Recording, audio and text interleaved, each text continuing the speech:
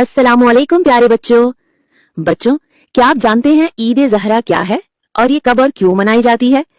तो आओ आज मैं आपको ईद ज़हरा के बारे में बताऊंगी। प्यारे बच्चों, 9 ज़िलहिज से लेकर 8 रबीउल अव्वल तक हम सोग मनाते हैं।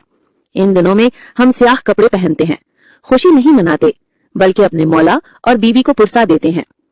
8 रबीउल अव्वल को हमारे इमाम हसन अस्करी अलैहिस्सलाम की शहादत होती है। इस दिन हम इमाम ज़माना अलैहिस्सलाम को उनके बाबा का पुरसा देते हैं। इसके बाद अय्याम अर्ज़ा खत्म हो जाते हैं।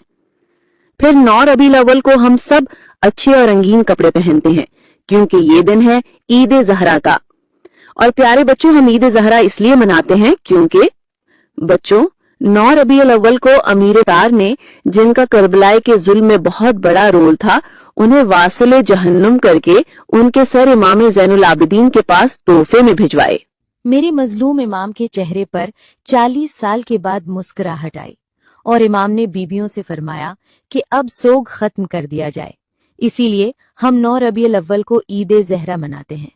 और बच्चों, दूसरी वजह यह है कि इसी दिन हमारे इमाम मेहदी अलैहिस्सलाम की ताजपोशी हुई और मनसबे इमामत मिला। ईद ज़हरा का दूसरा नाम ईद शुजा भी है। ईद शुजा इसलिए कहते हैं क्योंकि उस दिन अमीर मुख्तार ने अपनी शुजाहत दिखाई और करबला के दुश्मनों को वासिले जहन्नुम किया। तो प्यारे बच्चों, अब आपको पता चल गया होगा कि 9 रबीउल अव्वल को हम क्यों ईद ज़हरा मनाते हैं। और प्यारे बच्चों, 9 रबीउल अव्वल को सोग खत्म करने का मतलब ये नहीं कि हम अपने मौला को भूल जाते हैं या अहले बैत का गम खत्म हो जाता है, बल्कि जो हमने 2 महीने 8 दिन मजालिस सुनी, उनसे जो सीखा उसको साल भर अमल में लाएंगे, उस पर अमल करेंगे और हम अपने मौला को और उनकी प्यास को, उनकी जुल्म को कभी नहीं भूल सकते।